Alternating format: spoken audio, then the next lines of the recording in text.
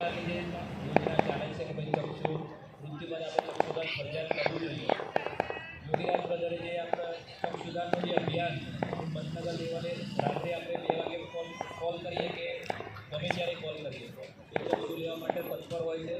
આપણા સાથી મિત્રો જે પણ જોડે જોડાયેલા છે એ એમની જોડે ચક્ષુનું કલેક્શન કરતા હતા. એ બંધ કરી દીધી. દ્રષ્ટિ આપવાનું અતિ મહત્વનું કામ છે. એમાં કોઈ યોગદાન રહેલું છે. યોગીરાજ બ્રધરના યુનિટી કામ દરમિયાન આપણે પ્રીમિયમ છે નદી પર માનતા જો તો ખરાબ હું કરે એમના માટે એક 2 શબ્દોની મારા તરફથી એક શાયરી છે કે નથી વેડફી નોકરી ક્યારેય એક ક્ષણ કદી નકામી, નથી વેડફી નોકરી ક્યારેય એક ક્ષણ નકામી, પરંતુ નિવૃત્તિમાં નવરા બેસી રહેવાની મજા કંઈક અલગ છે. આપણે જાણીએ છીએ કે નોકરીમાં આપણે સતત સવારથી સાંજ સુધીમાં 9 થી 5 કહેવાય છે, પણ મેડિકલમાં પણ 9 થી 5 મળતા જ નથી.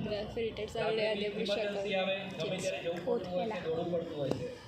પણ હવે એમનું નિવૃત્તિકાળ એકદમ રિલેક્સ રહે એ માટે એટલા માટે કે નથી વેડફી નોકરી ક્યારેય એક કદી નકામી, પરંતુ નિવૃત્તિમાં નવરા બેસી રહેવાની મજા કંઈક ઓર છે.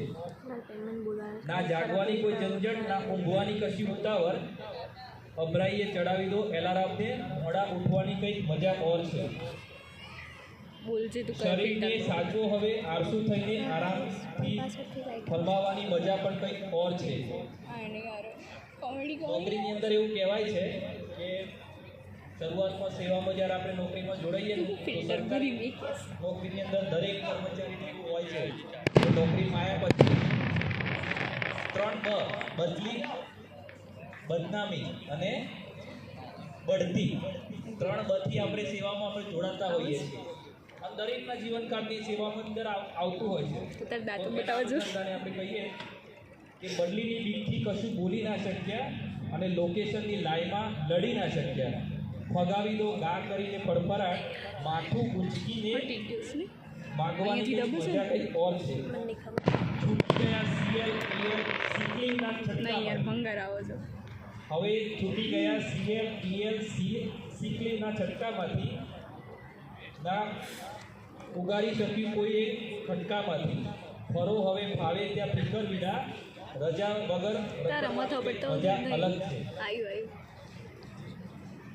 બોલવાનું હતું ત્યાં બોલી ના શક્યા, આક્રોશ ક્યાંય ઓગાળી ના શક્યા, હવે ફેંકવું હોય તેટલું બિંદાસ બેધડક, બોલવાની કંઈક મજા છે. હાજી હાજી જી હા જી હા કહીને વેઠી નાખી જિંદગી, હવે નિવૃત્તિના જીવનમાં જલસા કરી લો. સમય આવ્યો છે સામા પડવાની મજા પણ કંઈક અલગ છે. નિવૃત્તિ બાદ એમનું જીવનકાળ સુખમય શાંતિમય જાય એ માટે આપણે સૌ એમના વતીની પ્રાર્થના કરી. આપણી વચ્ચે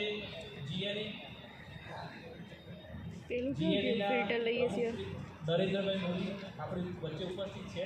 એમને સ્ટેજ ઉપર બોલાવી અને યોગીરાજ બ્રધર વિશે આપણને 2 શબ્દો કહેશે.